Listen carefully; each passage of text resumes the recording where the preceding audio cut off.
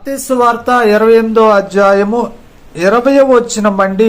ఇదిగో నేను యుగ సమాప్తి వరకు సదాకాలము మీతో కూడా ఉన్నానని వారితో చెప్పాను.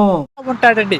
మనకు సమస్యలు వచ్చినప్పుడు, బాధలు వచ్చినప్పుడు, కష్టాలు వచ్చినప్పుడు, వేదనలు వచ్చినప్పుడు మన బంధువులు, మన స్నేహితులు, మన చుట్టుపక్కల ఉన్న వారు కూడా, రక్త సంబంధికులు కూడా నిన్ను వదిలేసి వెళతారు.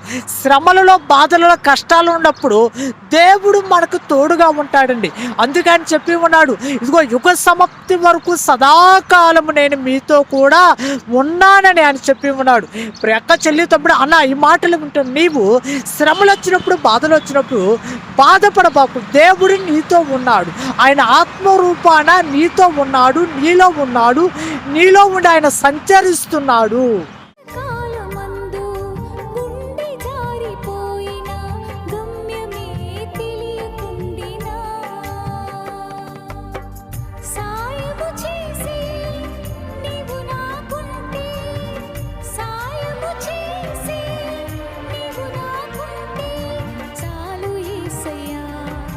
చాలు యేసయ్యా